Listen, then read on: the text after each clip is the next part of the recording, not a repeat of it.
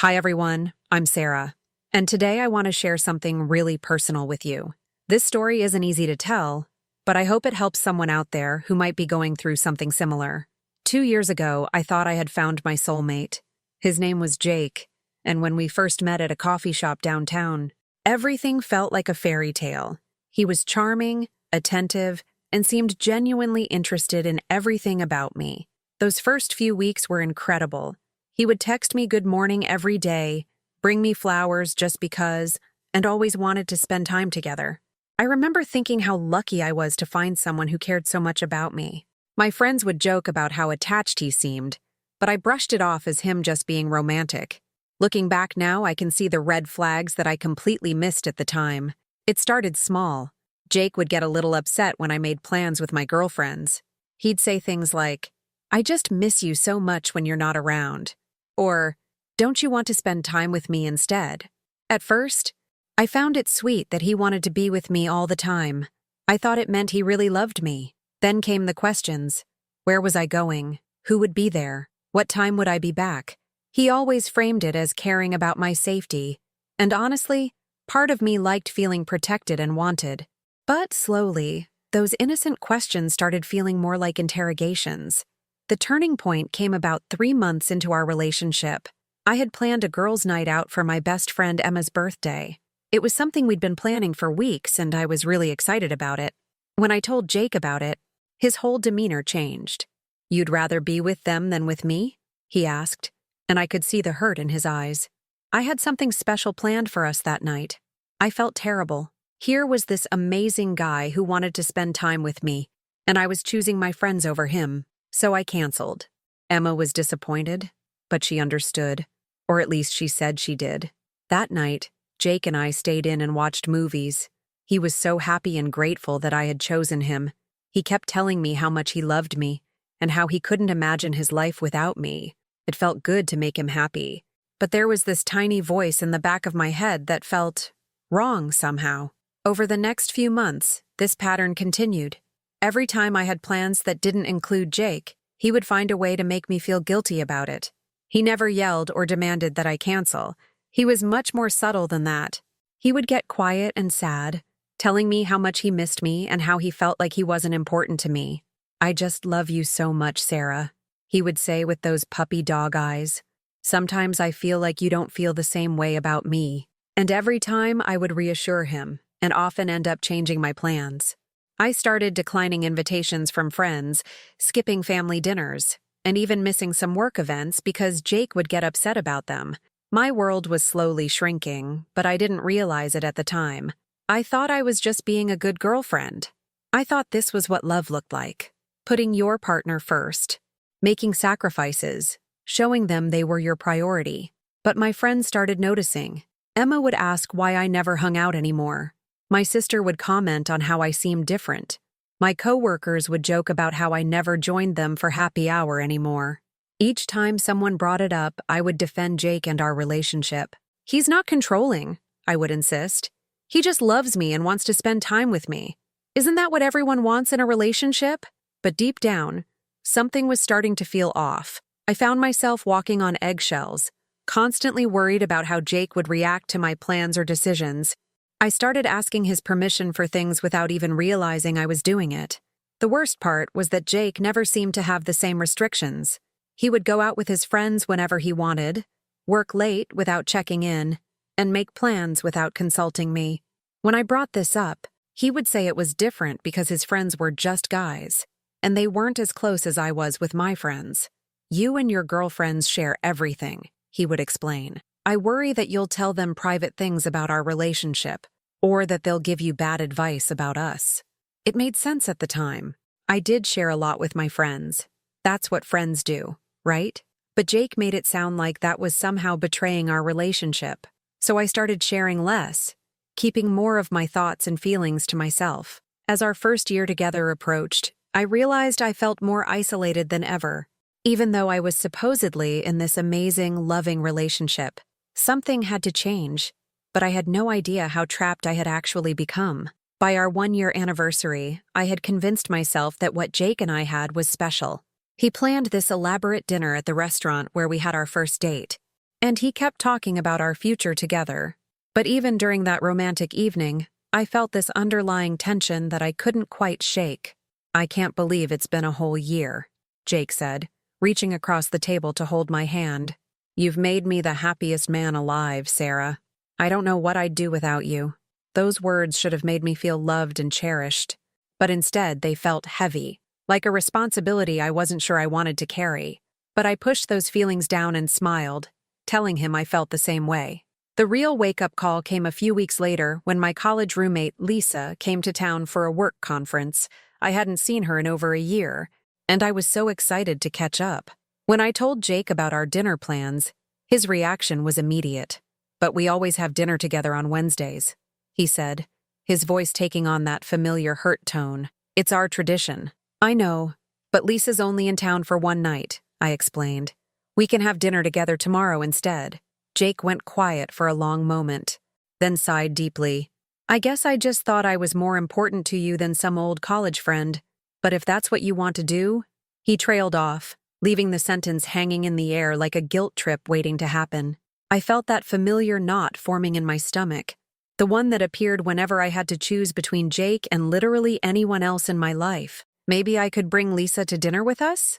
I suggested, trying to find a compromise. No, Jake said quickly. "I don't want to intrude on your time with your friend. I'll just stay home alone, I guess. Don't worry about me." The way he said it made it clear that I absolutely should worry about him. I spent the entire dinner with Lisa feeling guilty and distracted. Lisa noticed immediately. "Girl, what's wrong with you?" she asked after I checked my phone for the 5th time in 10 minutes. "You seem so anxious." "I'm fine," I lied. "Just tired from work." But Lisa knew me too well. "This is about Jake." "Isn't it? You've barely mentioned him all night, but you keep checking your phone like you're expecting bad news." I tried to brush off her concerns, but Lisa wasn't having it. She started asking questions about my relationship, and I found myself getting defensive. When she asked why I never posted pictures with friends anymore, or why I had missed her birthday party last year, I didn't have good answers. "Sarah, when's the last time you did something just for yourself?" Lisa asked gently. "Something that Jake wasn't involved in or didn't approve of?" I couldn't answer that question. I literally couldn't think of a single thing. That night, I went home to find Jake sitting on the couch looking miserable. He didn't say anything when I walked in, just gave me this wounded look that made my heart sink. "How was dinner?" he asked quietly. "It was good," I said carefully. "Lisa says hi." "I'm sure she does," Jake replied with a bitter laugh. "I bet she had lots of opinions about our relationship." "We barely talked about you," I said, which was technically true but somehow felt like a lie. "Right," Jake said, standing up. "Well, I'm glad you had fun. I'll just go to bed now." Alone. Again. The guilt was overwhelming. Here I was, coming home to someone who loved me so much that my absence for a few hours had genuinely hurt him, and I felt like the worst girlfriend in the world. I followed him to the bedroom and spent the next hour apologizing and reassuring him that he was the most important person in my life. Eventually, he forgave me, but not before making me promise that next time Lisa was in town, we would all hang out together.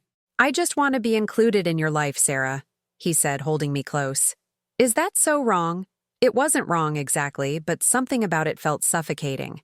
I started to realize that I hadn't had a single conversation with a friend in months that Jake wasn't somehow involved in or aware of. He always wanted to know what we talked about, and he had opinions about everything. When my friend Emma started dating someone new, Jake would criticize her choices.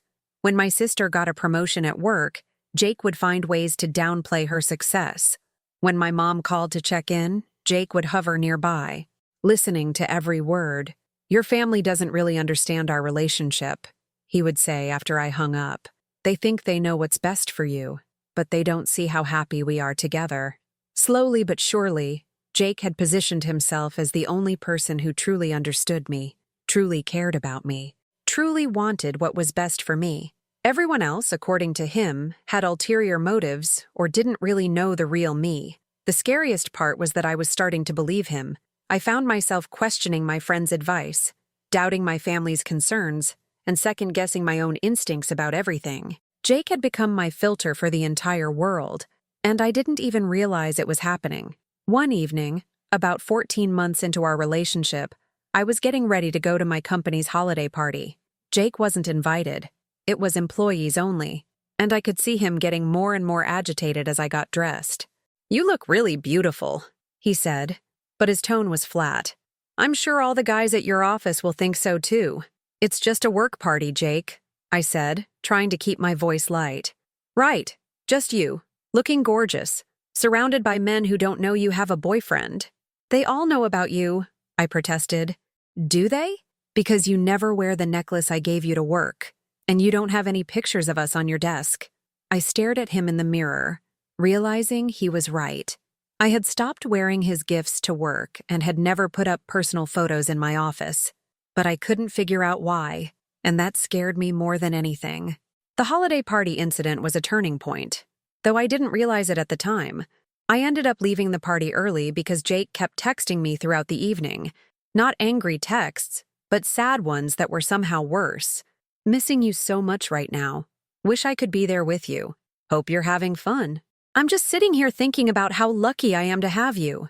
Can't wait for you to come home to me." Each message made me feel more guilty for being there, more anxious about having fun without him. I found myself in the bathroom, texting him back instead of networking with my colleagues or enjoying the celebration. When my boss asked if I was okay, I realized I had been checking my phone every few minutes. I left at 9:30, even though the party was just getting started. When I got home, Jake was waiting up for me with hot chocolate and my favorite movie queued up. "I knew you'd want to come home early," he said, pulling me into a hug.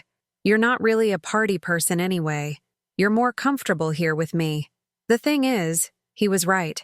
I wasn't comfortable at parties anymore, but I used to be.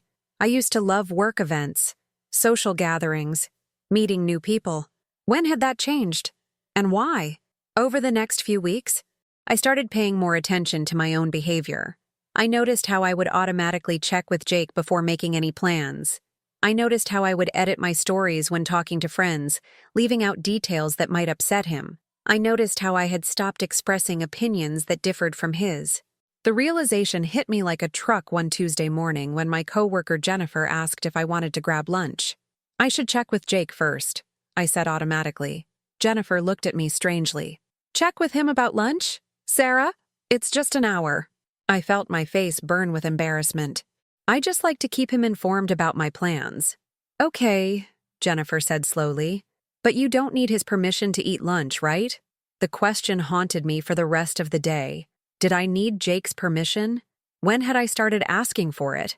And why did the thought of not asking make me feel so anxious? That evening, I decided to test something.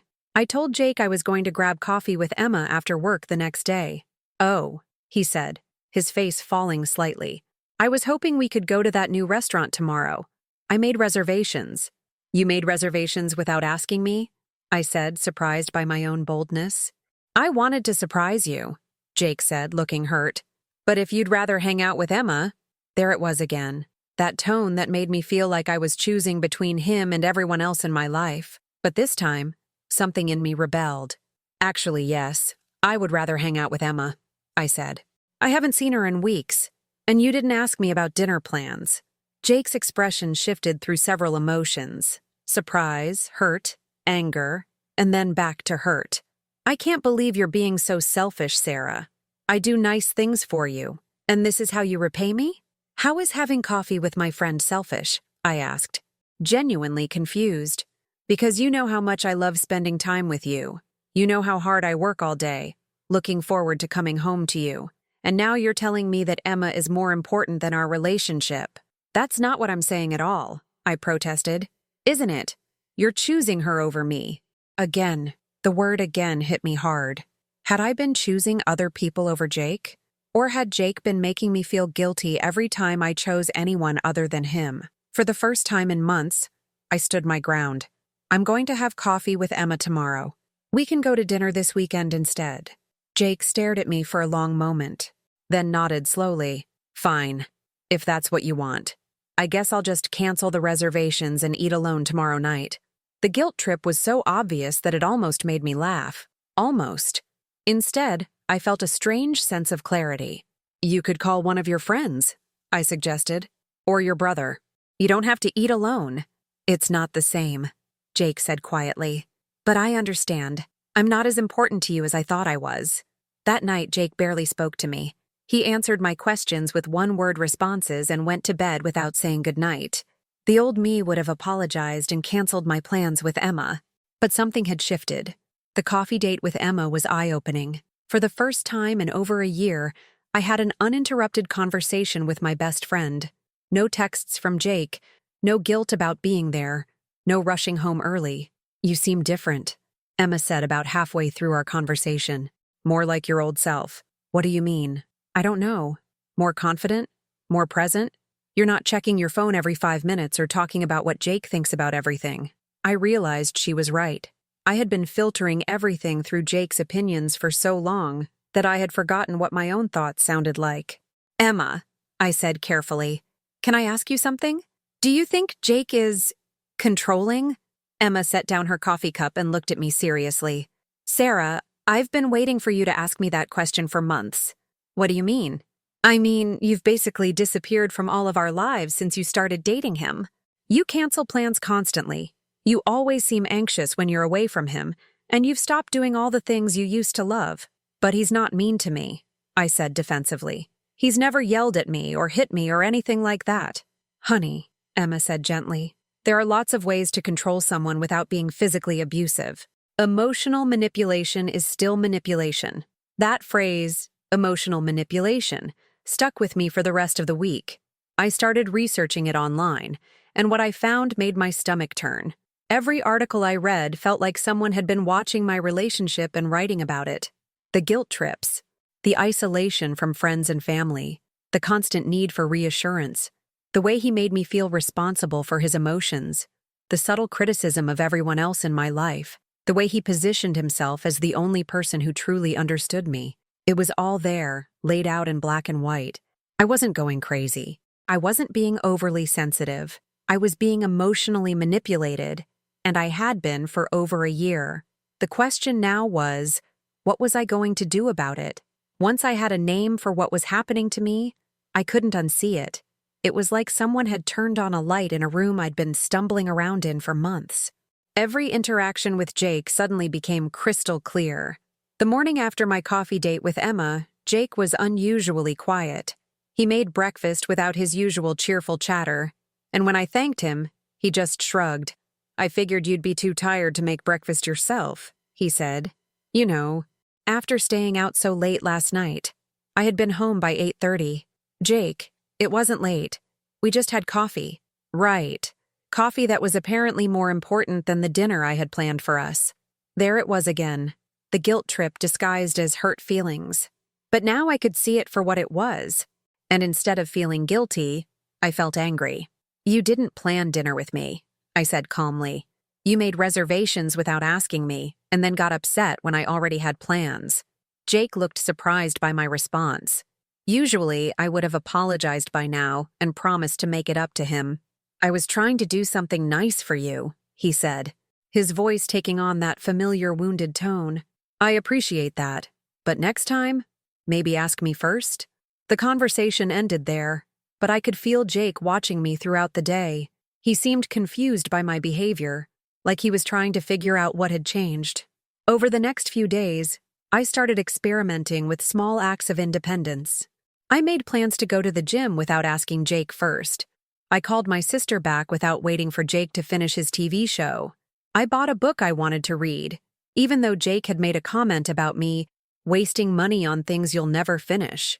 Each small act felt like a victory, but it also felt terrifying. Jake's reactions ranged from confusion to hurt to subtle anger. He never yelled or made direct demands, but the emotional pressure was constant. You've been acting really strange lately, he said one evening as I was getting ready to meet my coworker Jennifer for a movie. I'm starting to worry about you. Worry about me how? I asked, applying lipstick in the bathroom mirror. You're just different, more distant, less caring about our relationship. I turned to look at him. Jake, I'm going to see a movie with a friend. How does that make me less caring about our relationship? It's not just the movie, he said. It's everything. You don't ask my opinion about things anymore. You don't seem interested in spending time with me. You're always making plans that don't include me. I had made exactly 3 plans in the past 2 weeks that didn't include him. 3. But to Jake, that apparently constituted always. I think it's healthy for us to have some independence, I said carefully. Independence? Jake repeated the word like it tasted bad. Sarah, we're in a committed relationship. We're supposed to be a team. Partners don't need independence from each other. That statement hit me like a slap. Partners don't need independence from each other. Since when? I thought about my parents, who had been happily married for 30 years. They had their own friends, their own hobbies, their own interests. They supported each other while still maintaining their individual identities.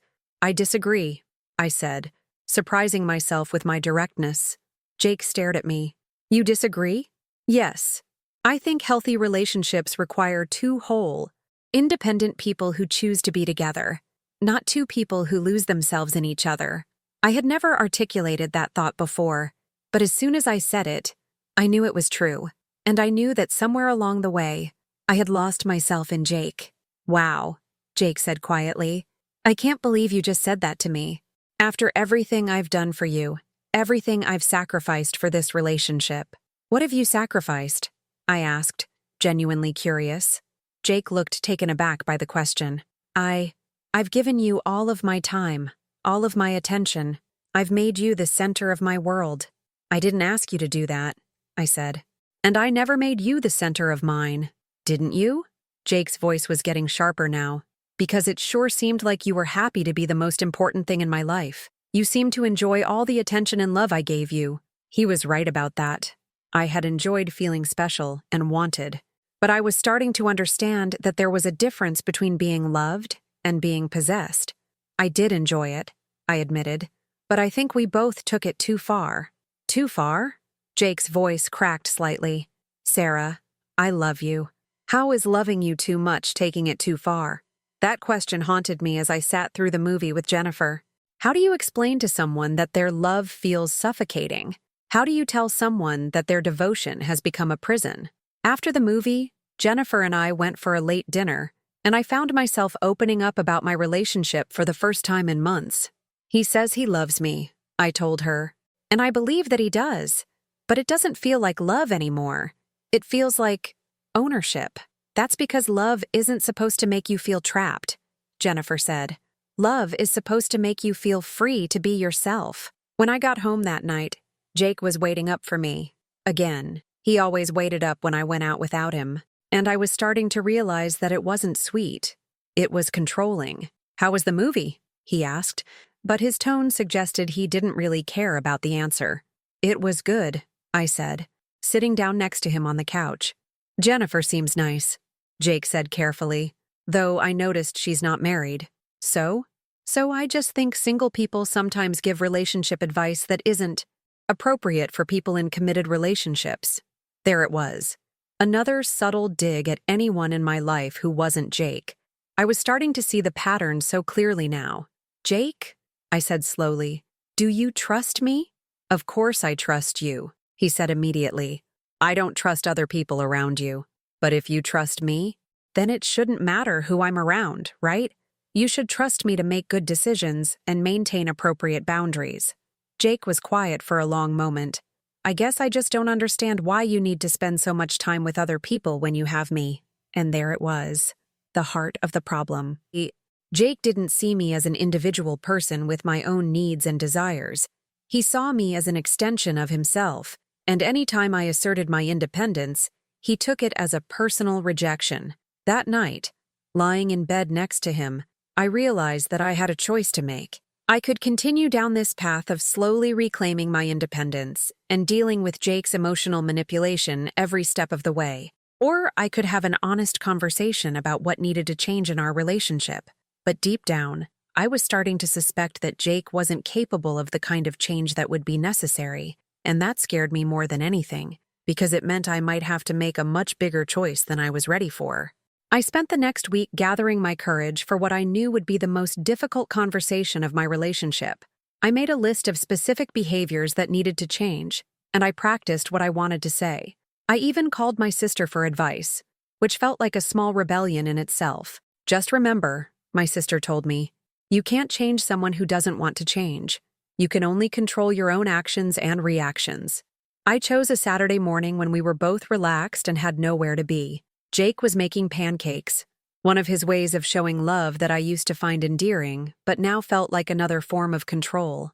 Everything he did for me came with the unspoken expectation that I owe him something in return.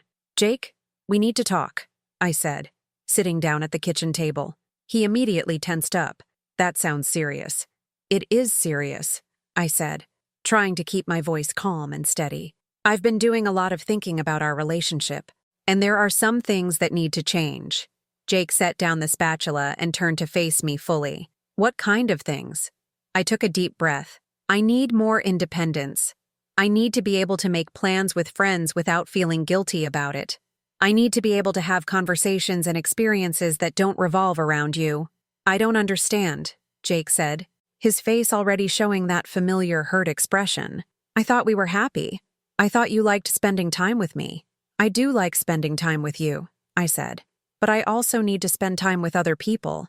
I need to have my own life outside of this relationship." "Your own life?" Jake repeated. "Sarah, I am your life. We're building a life together. Why do you need something separate from that?" The way he said, "I am your life," sent chills down my spine. That was exactly the problem. "Because I'm an individual person," I said. "I was a whole person before I met you, and I need to continue being a whole person while I'm with you." Jake sat down across from me, reaching for my hands. I let him take them, but I didn't squeeze back. "Baby, I love every part of you," he said. "I don't want you to change. You're perfect the way you are." "But I have changed," I said. "I've lost parts of myself that I want back." "Like what?" "Like my friendships. Like my confidence in making decisions. Like my ability to have opinions that might be different from yours." Jake looked genuinely confused. "You can have different opinions. I've never stopped you from having opinions." "You haven't stopped me directly," I agreed. "But every time I disagree with you or want to do something you don't approve of, you make me feel guilty about it. You act hurt and disappointed, and I end up changing my mind just to make you feel better." "I don't do that," Jake said, but his voice lacked conviction. "Yes, you do," I said gently. "You did it when I wanted to have coffee with Emma. You did it when I wanted to go to Jennifer's movie night. You do it every time I make plans that don't include you." Jake was quiet for a long moment, staring down at our joined hands. "I just love you so much, Sarah. The thought of you not wanting to be with me, it kills me." "But that's the problem," I said. "You've made me responsible for managing your emotions. Every decision I make has to be filtered through how it will make you feel, and that's not fair to either of us." "So what are you saying?" Jake asked, his voice getting smaller. "That you don't love me anymore?" "I'm saying that I love you, but I don't love the way our relationship works. I don't love feeling guilty every time I want to see my friends. I don't love feeling like I need your permission to make decisions about my own life." Jake pulled his hands away from mine.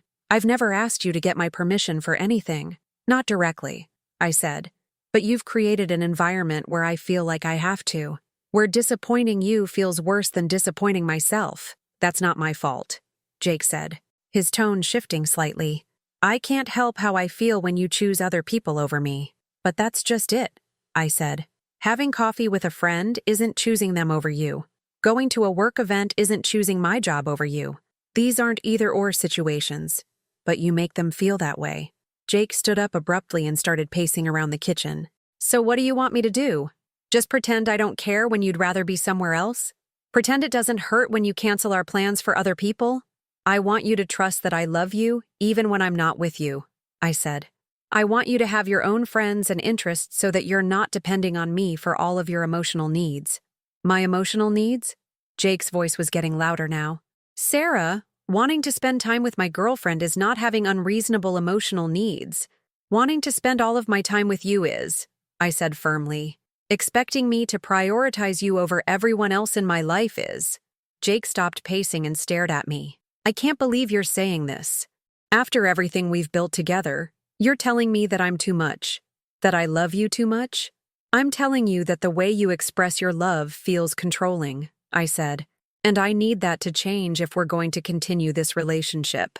The word controlling hit Jake like a physical blow. His face went through several expressions before settling on anger. "Controlling?" he said. I'm controlling because I want to spend time with my girlfriend? Because I care about where you are and who you're with? Because I love you enough to want to be involved in your life? You're controlling because you make me feel guilty for having a life outside of you, I said. Because you sulk and withdraw affection when I don't do what you want. Because you've isolated me from my friends and family without me even realizing it was happening. I have never isolated you from anyone, Jake said angrily. If you don't see your friends anymore, that's your choice. Is it?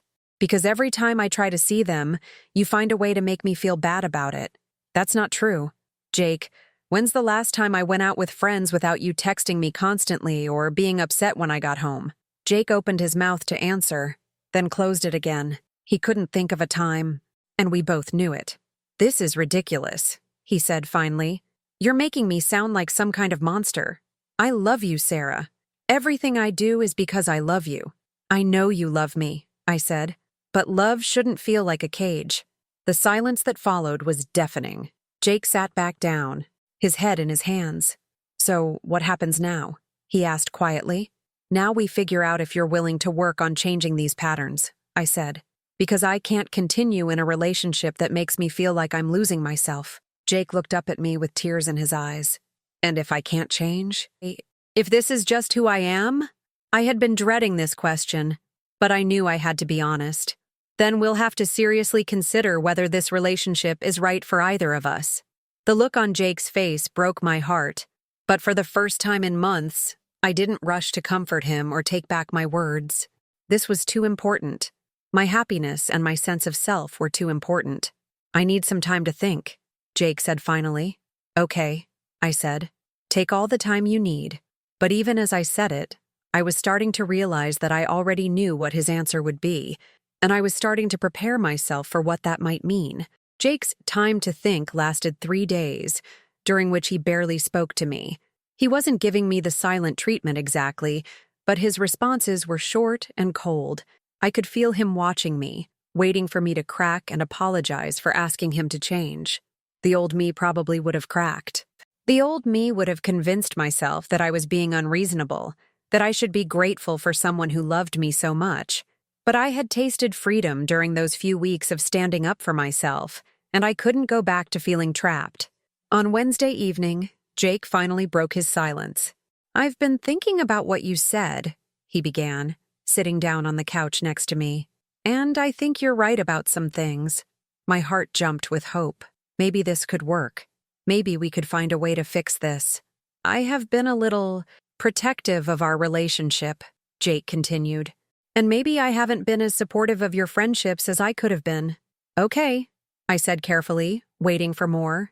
So I'm willing to compromise, Jake said. You can have 1 night a week to hang out with your friends. I won't complain or make you feel guilty about it.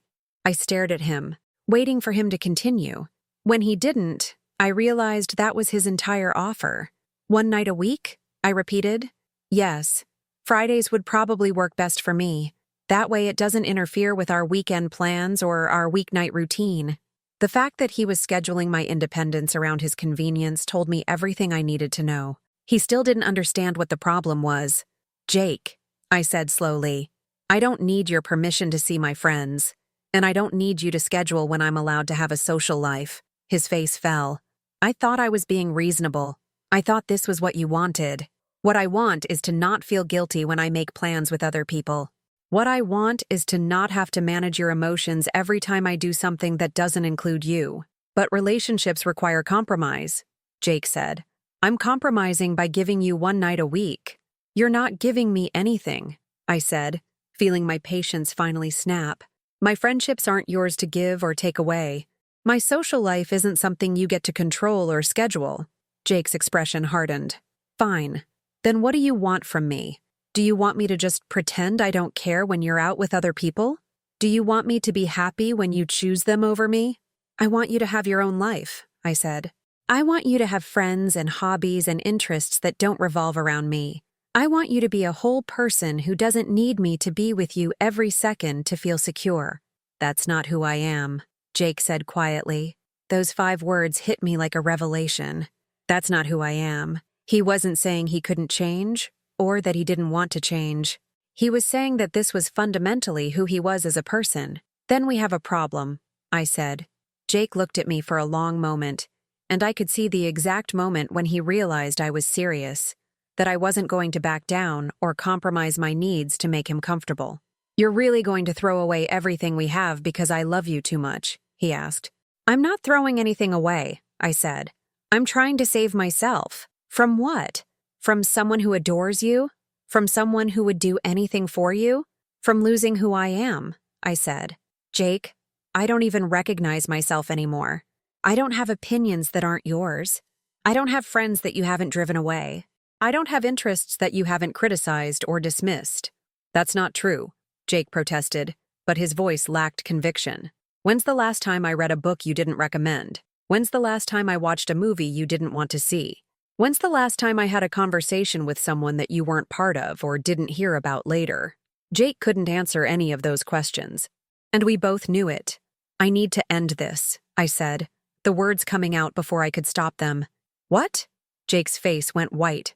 I need to end this relationship, I repeated, more firmly this time. This isn't healthy for either of us. No, Jake said immediately. No, Sarah, you don't mean that. You're just upset. We can work this out. How? I asked. You just told me that this is who you are, that you can't change, and I can't continue being someone I don't recognize just to make you feel secure. Jake started crying then, and it broke my heart. But I didn't move to comfort him, because I knew that if I did, I would end up apologizing and taking it all back. Please don't do this, he begged. I'll change. I'll do whatever you want. You can't change who you fundamentally are, I said gently, and I wouldn't want you to. You deserve to be with someone who wants the same kind of relationship you want. I want you, Jake said desperately. You want to own me, I corrected, and I can't be owned. The next few hours were the hardest of my life. Jake cycled through anger, bargaining, and desperation. He promised to change, then accused me of being selfish, then begged me to reconsider. But I held firm, even when every part of me wanted to give in just to make the pain stop. You'll regret this, Jake said finally, when he realized I wasn't going to change my mind. You'll never find someone who loves you as much as I do. You're probably right, I said, and I'm okay with that. Jake moved out the following weekend. The apartment felt enormous and empty without him, but it also felt like I could breathe again. For the first time in almost 2 years, I could make plans without checking with anyone. I could watch whatever I wanted on TV. I could call my friends without someone listening to every word. It took months to fully understand how much of myself I had lost in that relationship. I had to relearn how to make decisions without second-guessing myself. I had to rebuild friendships that had been damaged by my absence. I had to remember what I actually liked and wanted, separate from what Jake had preferred. But slowly, surely, I found my way back to myself. I started reading books that Jake would have criticized. I took a pottery class that he would have called a waste of time. I went on trips with friends that he would have found ways to sabotage. And you know what? I was happy. Really, truly happy in a way I hadn't been in years. 6 months after our breakup, I ran into Jake at a coffee shop. He looked tired and sad, and when he saw me, his face lit up with hope. Sarah, he said, approaching my table. You look amazing. Thank you, I said politely. I've been thinking about you a lot, he said. About us. I think I understand now what you were trying to tell me. I doubted that, but I didn't say so. I've been working on myself, Jake continued. Going to therapy, learning about healthy relationships. I think I could be different now. I'm glad you're working on yourself, I said sincerely.